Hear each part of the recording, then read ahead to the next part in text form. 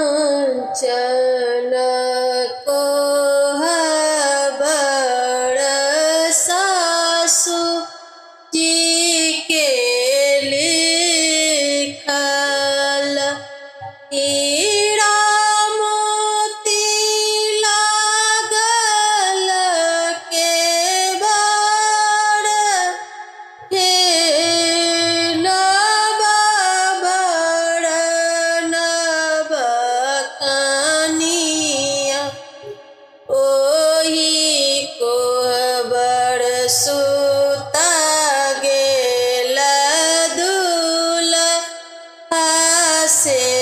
सुंदर दुल्हा कनिया सुहावे सुतल संग साहे नव बड़ नव कनिया गुड़ी सुतु पीड़ी सुतु सुहावे से कनिया सुहावे आई घामे भीजल चदरी है नव बड़ नव कनिया एतब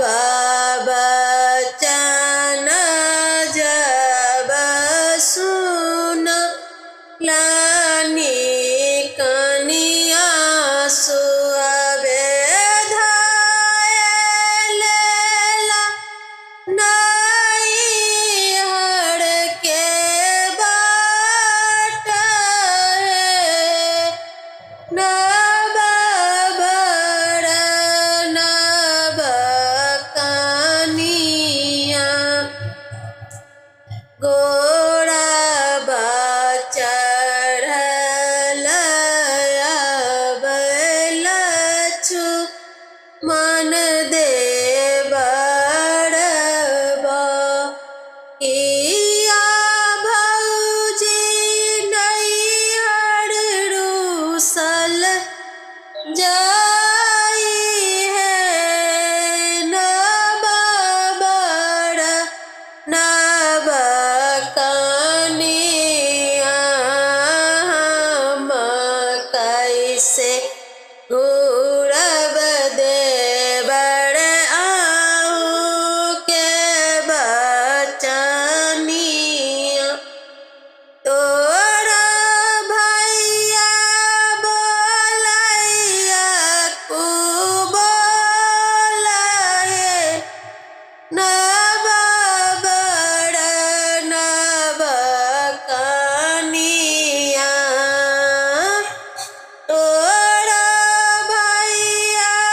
बोलैया कु बोलहे नव बड़ नव कनिया पर पुत्र पर जा